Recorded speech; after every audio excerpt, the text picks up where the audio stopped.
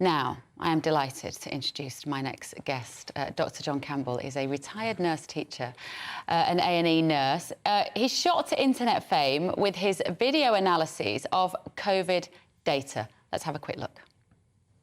Well, you're most welcome to today's talk, Wednesday, the 2nd of November. Now, this is a video I was hoping not to have to make, but the excess deaths are still going up, especially in the United Kingdom, where we're going to be looking at today. But it's not just the UK, it's quite a few other countries as well. Now, as you can see, John Campbell, you don't have flashy videos, you don't have flashy graphics. You're in your back room. You literally use an overhead projector and a pencil as per, like, university lecture days. Is that part of the charm of your appeal? You've had more than 500 million views of your videos in total. Yeah, morning, Bev. Thanks for having me very much. Very lovely to see you. Yeah, it's a fairly basic setup. I try and keep the technology as minimal as possible so people can focus on the content. So it's all about the content. There's a real demand, there's a real thirst for evidence-based analysis, focused on what I would call the intelligent lay viewer. That just means someone who's not necessarily a medical professional themselves, but has got an interest, is able to analyse things, is able to question, and wants to know what the evidence is. Don't always get it right, but that's what we try and do. So you started this, am I right in saying January 2020? I actually started doing YouTube. Well, I actually started making videos in the old VHS days that you might just about remember. I do. You know, big chunky tapes, and then we went on to DVDs, and then we went on to YouTube. And that was to teach? Yes, that was... Basically, I taught nurses... So I'm a nurse. I taught nurses for 27 years. I became an academic because nursing went into academia in the 1990s. And we developed the whole package, really. I did all the anatomy and physiology, which I normally teach, and all the disease processes, all the things that junior nurses and doctors all need to learn. And we built up a modest following with that. Right. But then COVID came, obviously. The first COVID video was the 26th of January 2020. OK. And then the views increased quite dramatically after that. So we went from about 20,000 views a day, and now we're on quite a lot now. So you started at 20,000 views a day? Pre-COVID, it was about 20,000 views a day. Now, I have a theory as to why you became so popular during that period of time, and I'm sure you probably do agree with me. We were thirsty for factual, data-driven information. It felt like there was so much obfuscation. We didn't know who to trust. And there are you, John, in your back bedroom with your overhead projector, literally looking at A4 pieces of paper and explaining to us what they meant. That was it, wasn't it? There was an official narrative, and basically there was no disagreement about with that official narrative. Yeah. And we got what the BBC told us, and we were supposed to sit there and say, thank you very much, politicians, thank you very much, Chief Medical Officer, thank you very much, BBC. We'll now trot off and do what you say.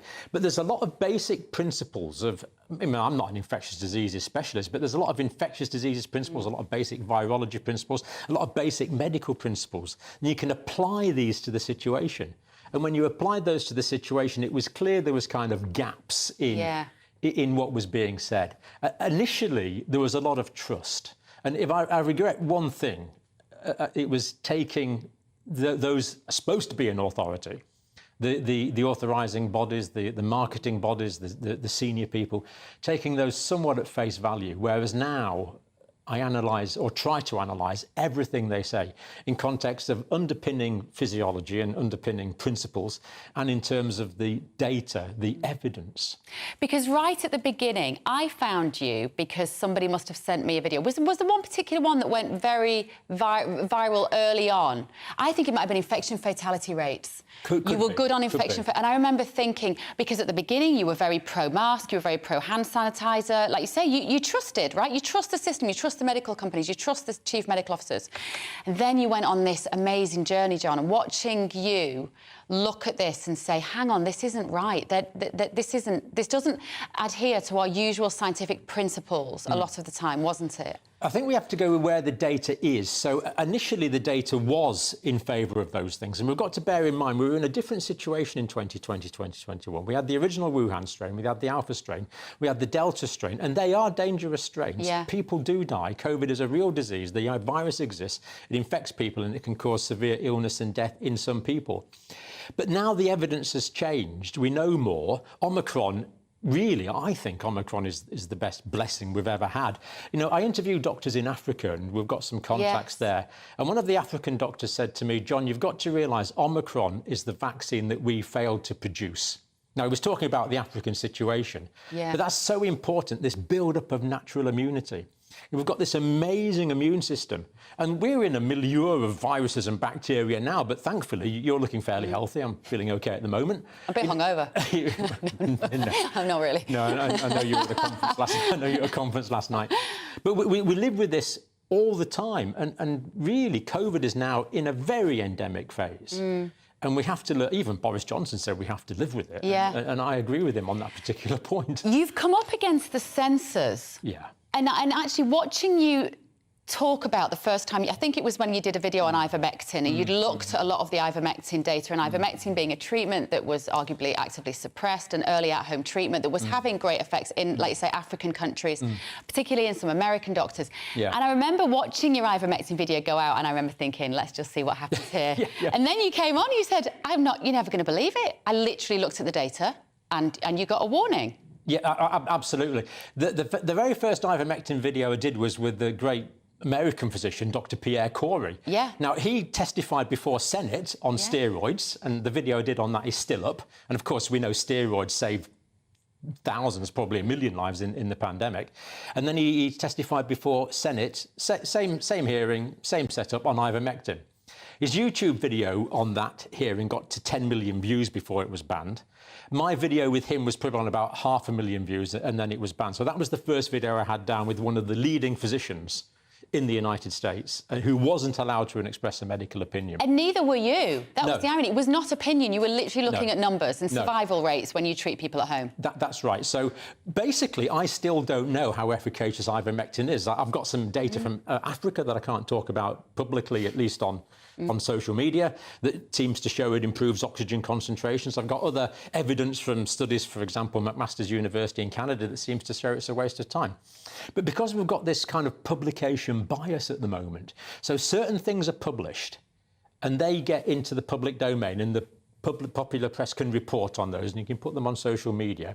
But other evidence, for example, my contacts in South Africa, they produce evidence, but they can't get it published. Yeah. So we have this publication bias. It's all to do with this narrative. There's a narrative which is acceptable, and there's a narrative which is not acceptable. Now, I want to be able to take arguments for and against. Absolutely. I want to be able to analyse that, and I want to come to my own conclusions, thank you very much.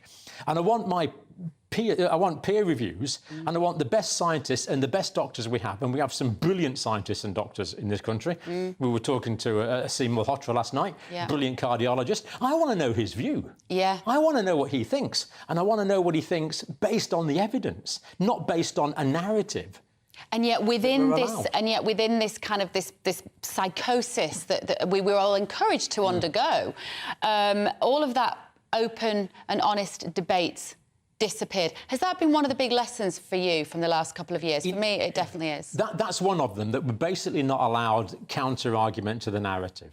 That's one of the big ones. And the other big thing that I really feel, and it's a major problem, it's a national and international problem, it's the breach of trust. Yeah. Who do we trust? I used to trust. When the pandemic first started, we had a Prime Minister, we had a Chief Medical Officer and the Chief Scientific Officer. And my wife said, well, that's what you want, isn't it? The Prime Minister and the Chief Scientific Officer and the Chief Medical Officer. And basically now I feel let down. Yeah. It's as simple as that. I've been let down by them. I've been let down by the regulatory authorities. They've got knighthoods now, which is all very nice for them, but where are they now? Why aren't they talking about what's going on now? They seem to have dropped out of the public domain altogether. And I think it was also the echo chamber around number 10 that we had doctors like in the Great Barrington Declaration. We had other doctors trying to break through to communicate with those in power, to say there may be two sides to this story. Why do you think they couldn't penetrate that sort of cabal of knowledge and information? Yeah, there was certainly an accepted narrative, wasn't there? And anything outside of that narrative really didn't get through. Now, why that is, we really don't know. I think the point you make there about an echo chamber is a good one. People said this and it's self-reinforcing, and maybe it's the type of government that was around at the time. I have no insight into that. But when you get onto more, I wouldn't say conspiratorial, but more covert, more occult possible reasons, there is vested interest. There is massive financial vested interest. And someone like me is unable to know whether that's a big factor or not. Millions of people believe it's a factor, but we don't actually know, and we can't debate it openly. So we know that various groupings have made billions of pounds. But other groupings have made millions. We know that individuals have made tens of thousands. We know the way that contracts awarded were questionable. There's a lot of money involved. And more questions than answers still. I think so. And just one question, John. How famous are you now? Because you're that fascinating famous that there are some people who would just fall over when you walk in the room, and there's lots of people who have no idea who you are. I don't think I'm very famous, Bev. You're quite famous, aren't you, though? YouTube videos. I met your wife last night, and she did say, well, it's a bit ridiculous, isn't it? She said, I didn't really expect any of this to happen, but... It'll all fade fairly soon. Oh, I'm sure it won't. Keep up the amazing work, because you talk about trust. Well, you are one of the very few incredibly well-respected, impartial and trusted experts when it comes to what we're still facing. Dr. John Campbell there. You can find him on YouTube.